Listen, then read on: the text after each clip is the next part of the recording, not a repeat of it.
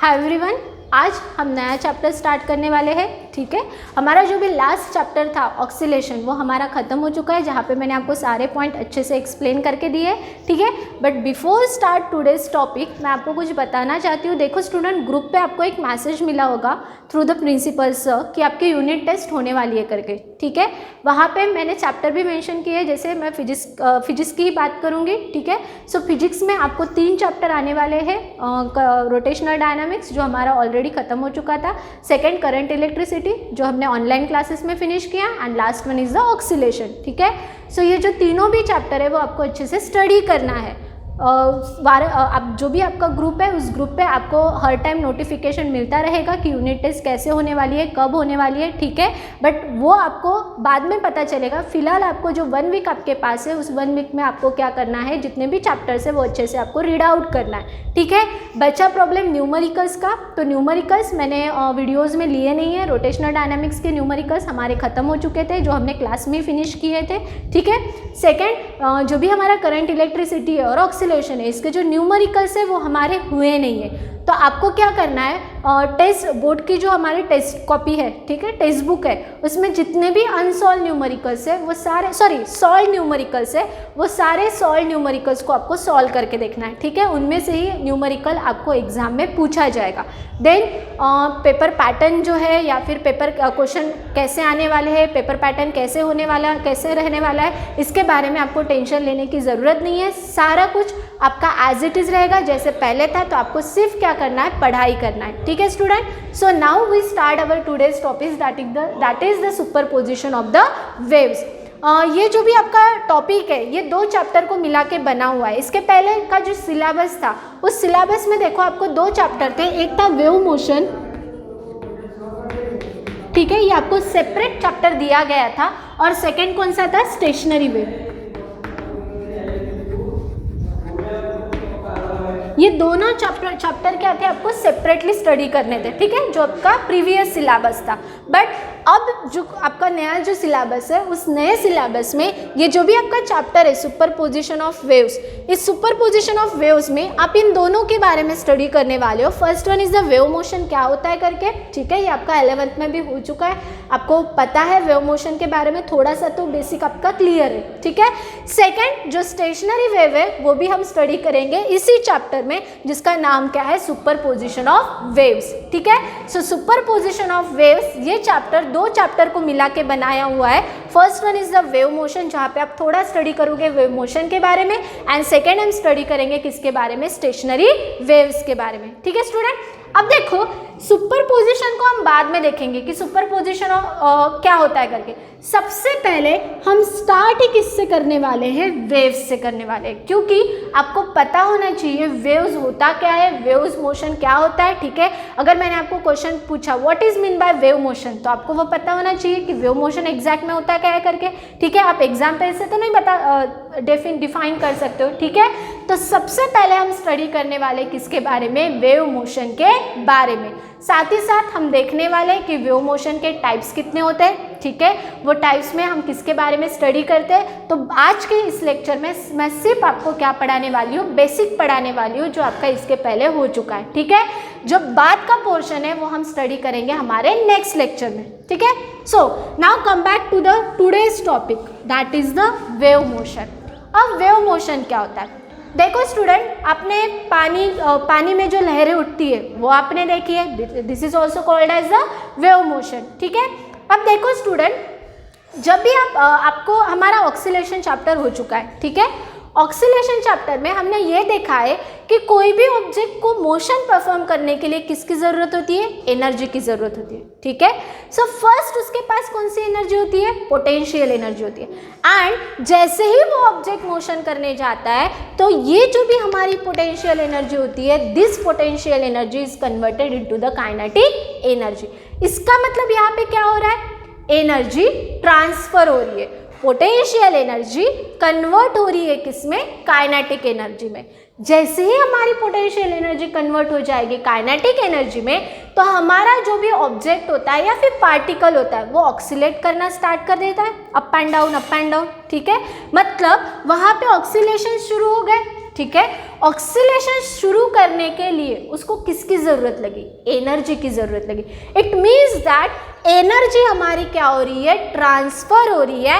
And because of this transferring of energy जो भी हमारा ऑब्जेक्ट है वो क्या कर रहा है? ऑक्सीलेशन परफॉर्म कर रहा है, ठीक है। ये पूरा आप स्टडी कर चुके हो किसमें? ऑक्सीलेशन चैप्टर में। अब मैं ये इसके बारे में यहाँ पे क्यों बात कर रही हूँ, ठीक है। देखो स्टूडेंट, वेव मोशन में भी किसकी ज़रूरत होती है? एनर्जी की ज़रूरत होती है, ठीक है। अब ये एनर्जी आती कैसे है?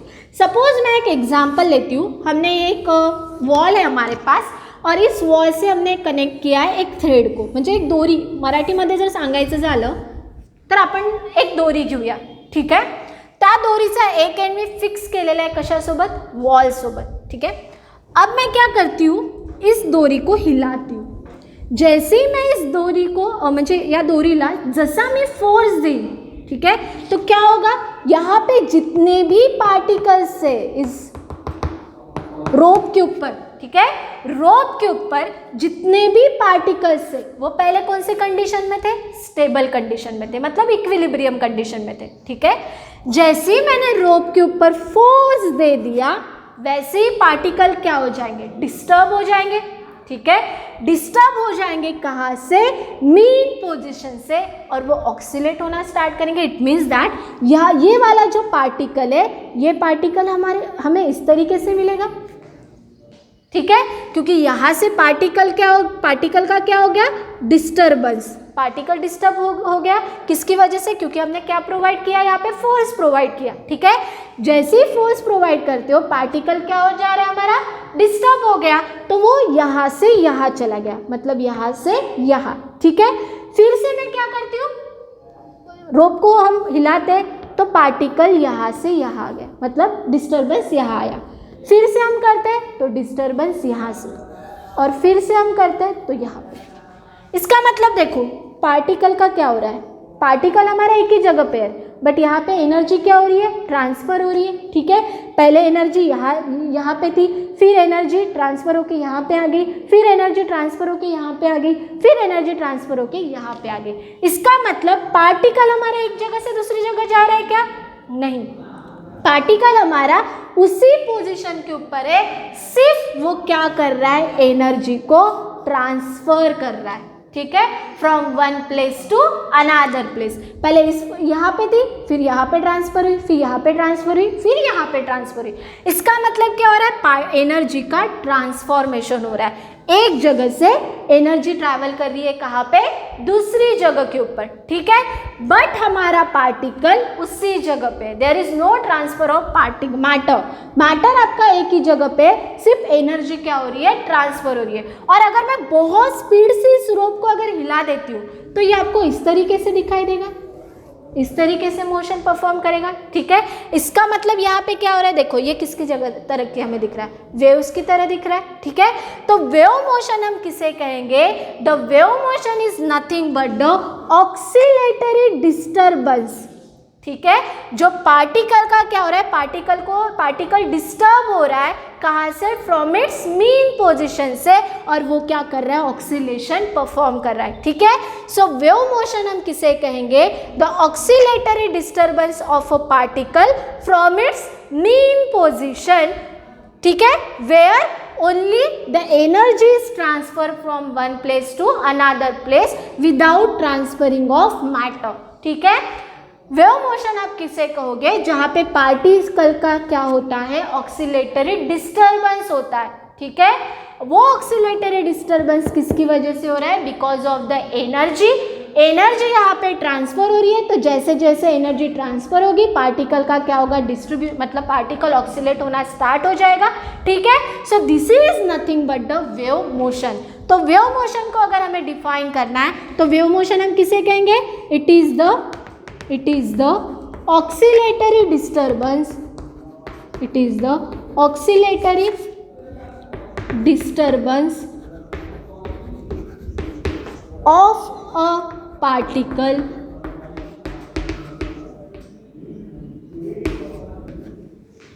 from its mean position, ठीक है. पार्टिकल का जो ऑक्सीलेटरी डिस्टर्बेंस होता है, ठीक है, कहाँ से, फ्रॉम इट्स मीन पोजीशन से, मतलब पहले पार्टिकल यहाँ पे था, अब पार्टिकल यहाँ पे आ गया, ठीक है, पहले पार्टिकल यहाँ पे था, अब यहाँ पे आ गया, यहाँ पे था, अब यहाँ पे आ गया। तो ये जो भी पार्टिकल का ऑक्सीलेटरी जो डिस्टर्बेंस होता है, ठीक है, कहाँ से, फ्रॉम इट्स मीन पोजीशन, उसी को क्या कहा जाता है, वेव मोशन कहा जाता है। जैसे लाइट वेव्स, साउंड वेव्स, ठीक है, water waves, these are all the examples of the wave motion. पानी की जो लहरें होती है, पानी एक जगह से दूसरी जगह जाता है क्या, नहीं जाता, पानी उसी जगह होता है, सिर्फ वहाँ पे लहरें क्रिएट हो जाती है और वहाँ पे सिर्फ एनर्जी ट्रांसफर होती है, ठीक है, मतलब नीचे जाएगा ऊपर आएगा, नीचे जाएगा ऊपर आएगा, नीचे जाएगा ऊपर आएगा, इस तरीके से वो एनर्जी क्या होती है, ट्रांसफर होती है, ठीक है। सो यहाँ पे हमारा मैटर ट्रांसफर नहीं होता, ठीक है, सिर्फ क्या होती है, एनर्जी ट्रांसफर होती होंगी, तो उसी को क्या कहा जाता है, वेव मोशन कहा जाता है। इस रोप को अगर आप बार बार अगर हिलाते होंगे तो यहाँ पे देखो इस तरीके का ये फॉर्म होगा, स्ट्रक्चर फॉर्म होगा, तो इसी को क्या कहा जाता है, वेव्स कहा जाता है। मतलब क्या हो रहा है, पार्टिकल का ऑक्सीलेटरी डिस्टर्बेंस हो रहा है, कहाँ से, from its mean position, is called as the wave motion, ठीक है। अब ये जो भी हमारा वेव मोशन है, where only the energy is transport from one place to another place without transporting of matter, ठीक है। सो वेव मोशन में सिर्फ और सिर्फ, देखो मैं जोर दे रही हूँ एक वर्ड के ऊपर, एनर्जी के ऊपर। सो वेव मोशन में एनर्जी क्या होती है, ट्रांसफर होती है, ठीक है, मैटर ट्रांसफर नहीं होता। तुम्हें अपने पानी में देखो जो जहाज होती है, ठीक है, शिप आप बना के खेले होंगे बचपन में, बारिश आती है और हम शिप बनाते हैं, वो पानी एक जगह से जा रहा है, पानी ट्रैवल हो रहा है, ठीक है, बट जो शिप है वो स्पीड से जाती है क्या, नहीं जाती, वो यहीं पे होती है, ठीक है, पार्टिकल यहीं पे रहेगा, सिर्फ वो पार्टिकल क्या करेगा, एनर्जी को ट्रांसफर करेगा, ठीक है।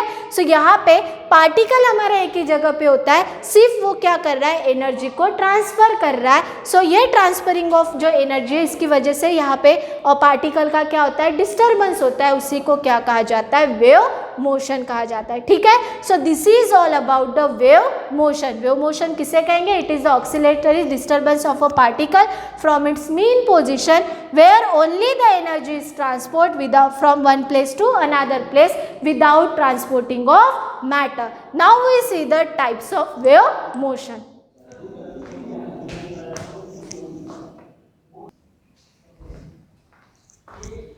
The next one is the types of waves. ठीक है, there are two types of waves which are studied. First one is the mechanical wave, second one is the non-mechanical wave, जिसको कहा जाता है electromagnetic waves. ठीक है, waves को classify किया जाता है दो types में। अब mechanical wave किसे कहा जाता है, where the medium is necessary, ठीक है, for the propagation of the wave. propagation किसे कहा जाता है, propagation is nothing but a travel करना, ठीक है, जाना, तो उसके लिए हम कौन सा वर्ड यूज करते हैं, propagation वर्ड यूज करते हैं, ठीक है। अब मैकेनिकल वेव किसे कहा जाता है, इसका अगर हमें एग्जाम्पल लेना है, फॉर एग्जाम्पल साउंड वेव्स, ठीक है, साउंड वेव्स की अगर हम बात करते हैं तो साउंड वेव्स हमारी ट्रैवल होती है सॉलिड, लिक्विड, गैसेस से, वैक्यूम से ट्रैवल होती है क्या, नहीं होती, ठीक है। बट साउंड वेव्स के लिए हमें किसकी ज़रूरत होती है, मीडियम की ज़रूरत होती है, ठीक है। तो जहाँ पे आपको मीडियम की ज़रूरत होती है for the propagation of the wave, ऐसे टाइप के वेव को क्या कहा जाता है, मैकेनिकल वेव्स कहा जाता है, ठीक है। सो मैकेनिकल वेव हम किसे कहेंगे, where the medium is necessary, where the medium is necessary for the propagation of wave, for the propagation of wave. For example अगर हमें एग्जाम्पल लेना है तो बेस्ट एग्जाम्पल हमारा कौन सा है, साउंड वेव्स। ठीक है। अगर साउंड वेव्स को आपको ट्रैवल करना है, एक जगह से अगर दूसरी जगह आप चाहते हो साउंड वेव ट्रैवल हो, तो उसके लिए हमें किसकी ज़रूरत होती है? मीडियम की ज़रूरत होती है, ठीक है। तो जहाँ पे मीडियम की ज़रूरत होती है for the propagation of the waves, उसी को क्या कहा जाता है? मैकेनिकल वेव्स कहा जाता है, ठीक है। जो सेकेंड टाइप होता है which is nothing but the non mechanical wave, जिसको कहा जाता है इलेक्ट्रोमैग्नेटिक वेव, ये सेपरेट होती है, electric waves plus magnetic waves, जिसको हम कहते हैं इलेक्ट्रोमैग्नेटिक वेव्स। अब नॉन मैकेनिकल वेव्स किसे कहेंगे? For example light waves. Light waves travel propagate करने के लिए हमें मीडियम की ज़रूरत होती है क्या? नहीं, वो अपने आप ही हर जगह फैल जाती है। जैसे आपने अगर विंडो ओपन कर दी तो लाइट अपने आप अंदर आ जाती है, ठीक है। आपने अगर डोर ओपन किया तो लाइट अपने आप अंदर आके फिर से फैल जाती है, ठीक है। सो वहाँ पे आपको मीडियम की ज़रूरत होती है क्या? बिल्कुल भी नहीं। तो जहाँ पे हमें मीडियम की ज़रूरत नहीं होती for the propagation of the waves, उसी को क्या कहा जाता है? नॉन मैकेनिकल वेव्स, ठीक है। अब यहाँ पे अगर मीडियम की ज़रूरत नहीं होती तो पार्टिकल ट्रैवल कैसे करता है? ठीक है, सो वो किसकी वजह से करता है? Because of the electromagnetic waves. तो नॉन मैकेनिकल वेव किसे कहेंगे? Where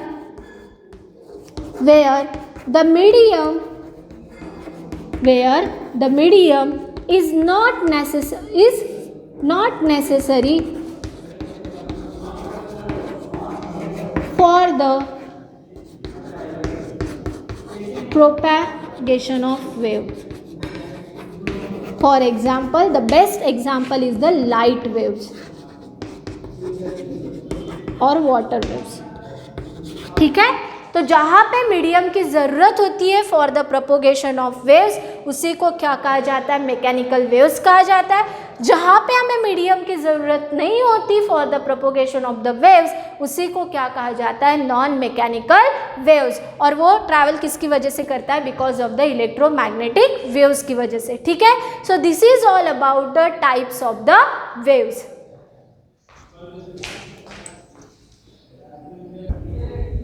Now we see the transverse wave and longitudinal wave. ये आप ऑलरेडी स्टडी कर चुके हो 10th 8th में 9th में आपका ये टॉपिक हो चुका है, ठीक है।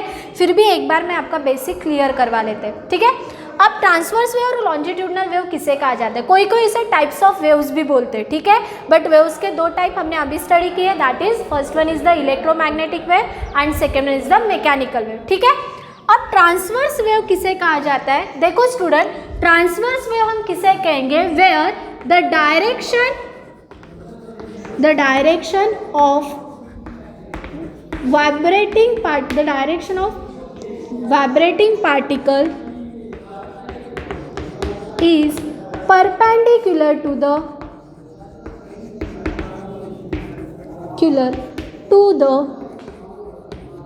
direction of propagation.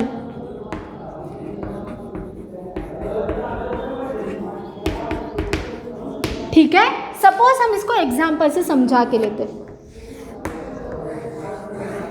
देखो यहाँ पे, ठीक है, पार्टिकल का डिस्टर्बेंस जो है वो इस डायरेक्शन में हो रहा है। पार्टिकल पहले कहाँ पे था? मेन पोजीशन पे था। जैसे ही हमने फोर्स अप्लाई किया, एनर्जी प्रोवाइड की, तो पार्टिकल का डिस्टर्बेंस देखो इस डायरेक्शन में हुआ। मतलब पार्टिकल वाइब्रेट कौन से डायरेक्शन में हो रहा है? इन दिस डायरेक्शन, ठीक है। बट वेव कैसे ट्रैवल कर रही है? इस डायरेक्शन में। ये देखो वेव आपकी आगे जा रही है, जैसे जैसे एनर्जी ट्रांसफर होते जाएंगे ये वेव हमारी आगे जाती जाएंगे, ठीक है। तो जहाँ पे वाइब्रेशन ऑफ पार्टिकल ये परपेंडिकुलर होता है किसके साथ? डायरेक्शन ऑफ प्रोपोगेशन के साथ, तो उस टाइप के वेव को क्या कहा जाता है? ट्रांसवर्स वेव कहा जाता है, ठीक है। सो यहाँ पे क्या रहेगा? the direction of vibration of particle is perpendicular to the direction of propagation। तो ये डायरेक्शन हमारी किसकी रहेगी? प्रोपेगेशन ऑफ वेव की, ठीक है। And this is the direction of vibration of particle, ठीक है। तो जहां पे पार्टिकल के जो वाइब्रेशन की डायरेक्शन है वो अगर परपेंडिकुलर रही किसके साथ? प्रोपोगेशन ऑफ वेव्स के साथ, तो ऐसे टाइप के वेव को क्या कहा जाता है? ट्रांसवर्स वेव्स कहा जाता है, ठीक है। अब ट्रांसवर्स वेव में आपको क्या मिलता है? Alternate and trough. ठीक है, एक बार आपको क्रिस्ट मिलेगा, देन आपको ट्रब मिलेगा, फिर से आपको क्रिस्ट मिलेगा, फिर से आपको ट्रब मिलेगा। इस तरीके से ट्रांसवर्स वेव क्या करती है, प्रोपोगेशन परफॉर्म करती है। ठीक है, अब लॉन्जिट्यूडनल वेव किसे कहेंगे? ठीक है, लॉन्जिट्यूडनल वेव हम किसे कहेंगे? जहां पे द डायरेक्शन ऑफ वाइब्रेशन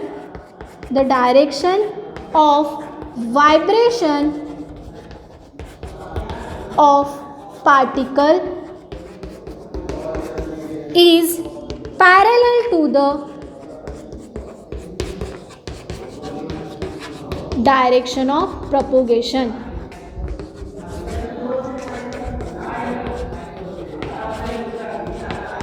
ठीक है, फॉर एग्जाम्पल साउंड वेव्स। अब ये आपका स्पीकर होता है, ठीक है, हम स्पीकर कंसिडर करेंगे। यहाँ से साउंड वेव ट्रैवल कैसे करता है? इस तरीके से। जैसे आपने ये साइन इसके पहले भी देखा होगा।